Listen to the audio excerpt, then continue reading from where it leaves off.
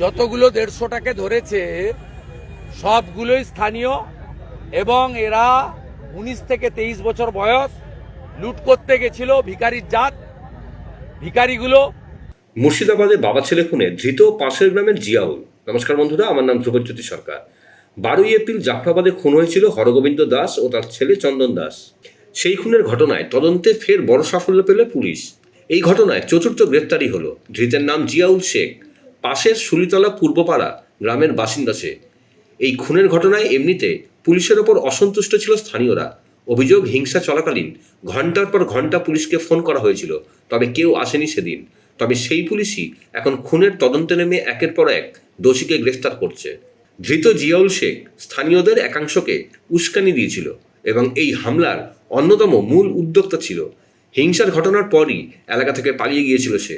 সম্প্রতি তাকে উত্তর দিনাজপুরের চোপড়া থেকে গ্রেফতার করা হয়। তিনি ছিলেন কাপড় ব্যবসায়ী। পুলিশ জানিয়েছে, মুর্শিদাবাদে হিংসার ঘটনায় এখনো পর্যন্ত 100টিরও বেশি এফআইআর দায়ের করা হয়েছে। গ্রেফতারির সংখ্যা হয়েছে 276। এখনো পর্যন্ত বাবা ছেলে খুনে যতজন গ্রেফতার হয়েছে তারা সকলেই আশেপাশেরই বাসিন্দা। এর আগে মুর্শিদাবাদ হিংসায় আন্তর্জাতিক যোগ নিয়ে সরব হয়েছিলেন মমতা বন্দ্যোপাধ্যায়। এই নিয়ে তিনি বিএসএফ এর দিকে আঙুল তুলে অভিযোগ করেছিলেন, বিদেশি জঙ্গিদের সীমান্ত পার করে ঢুকতে সাহায্য করেছিল বিএসএফ। তবে পুলিশের জালে ধরা পড়া সবাই স্থানীয় আশেপাশের গ্রামেরই। এই নিয়ে গতকাল বিজেপির সুকান্ত মজুমদারও সরব হয়ে দাবি করেছিলেন স্থানীয়রাই এই হামলার নেপথ্যে আছে। এই আবহে পুলিশের তদন্তে মমতারই অভিযোগ ভুল বলে প্রমাণিত হচ্ছে এখন পর্যন্ত। জাফরাবাদে মার্ডার কেসে একজনকে অ্যারেস্ট করা হয়েছে, জিয়াউল হক বলে একজনকে অ্যারেস্ট করা হয়েছিল চোপড়া থেকে। 287 ছিল আর দুজনকে অ্যারেস্ট করা হয়েছে গতকাল। মার্ডার কেসে একটা বললাম, আর একজনকে অ্যারেস্ট করা হয়েছে। উত্তর দিনাজপুর করবে, তারপরে আমাদের এদিকে হাত দিবে। জাতীয় পরিকল্পনা তো আফগানিস্তান, পাকিস্তান, বাংলাদেশের মতো। এটা তো বিচ্ছিন্ন পরিকল্পনা নয়। মুঘল পাঠানরা চেষ্টা করে পারেনি, এখন মমতা চেষ্টা করছে।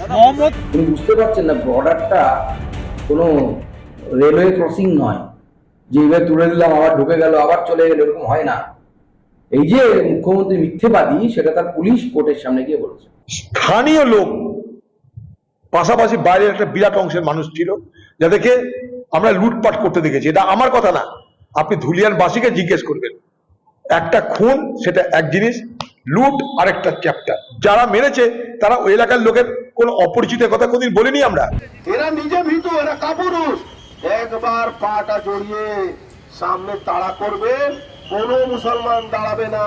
এটাই আমাদের বাঙালি হিন্দুদেরকে বুঝতে হবে। বন্ধুরা, ভিডিওটি ভালো লাগলে দয়া করে লাইক শেয়ার করে দেবেন, আমাদের পেজটা ফলো করে নেবেন আর আপনার মতামত কমেন্ট করে অবশ্যই জানান। ধন্যবাদ।